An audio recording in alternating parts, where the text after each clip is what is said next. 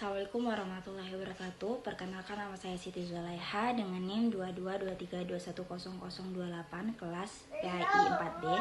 Di sini saya akan menjawab soal UAS mata kuliah pembelajaran Al-Quran Hadis di Madrasah untuk memenuhi tugas UAS. Soal yang pertama itu, apa yang kamu ketahui tentang perencanaan pembelajaran? Jelaskan dengan contoh. Jawabannya, perencanaan pembelajaran merupakan proses merancang dan mengatur kegiatan pembelajaran agar mencapai tujuan pembelajaran yang diinginkan. Proses perencanaan pembelajaran melibatkan yang pertama, identifikasi tujuan pembelajaran. Tujuan pembelajaran yang spesifik dan terukur harus ditetapkan sebelum memulai proses pembelajaran. Contohnya, dalam mata pelajaran fikih, tujuan pembelajaran bisa berupa siswa mampu mengidentifikasi dan memahami hukum puasa dalam Islam dan menerapkannya dalam kehidupan sehari-hari.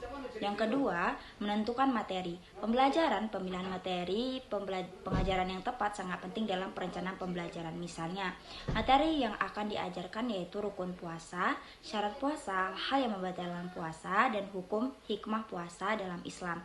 Yang ketiga, pemilihan metode pengajaran yang sesuai. Pemilihan metode pengajaran yang tepat sangat penting dalam penerapan pembelajaran. Contohnya, untuk mengajarkan tentang rukun puasa dan syarat puasa, metode yang interaktif seperti diskusi kelompok, studi kasus, dan simulasi situasi. Yang keempat, ada penilaian pembelajaran.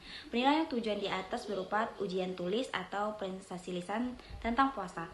Evaluasi hasil pembelajaran, contohnya analisis hasil ujian tulis, penilaian presentasi lisan. Dengan perencanaan yang terstruktur seperti contoh di atas, guru dapat membimbing siswa dalam memahami hukum puasa.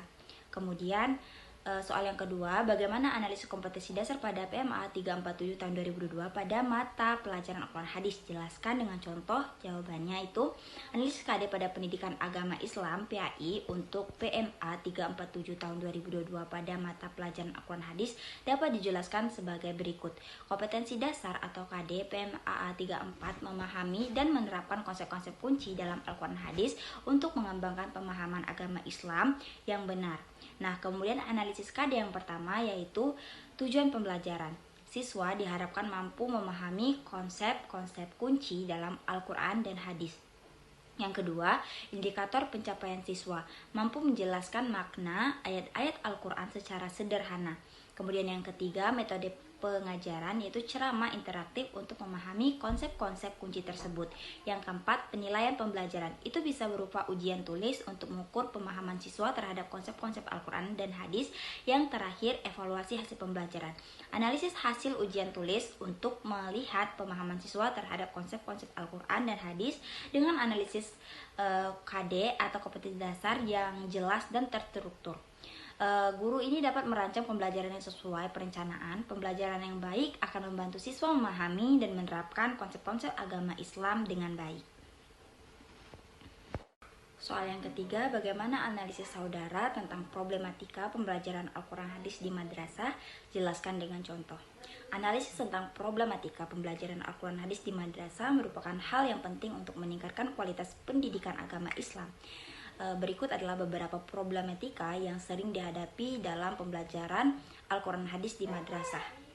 Yang pertama, itu ada keterbatasan sumber belajar seperti kurangnya buku referensi, materi digital, atau media pembelajaran. Ini dapat mempengaruhi efektivitas pembelajaran. Yang kedua, keterampilan guru. Tidak semua guru di madrasah memiliki pemahaman yang mendalam tentang Al-Quran Hadis.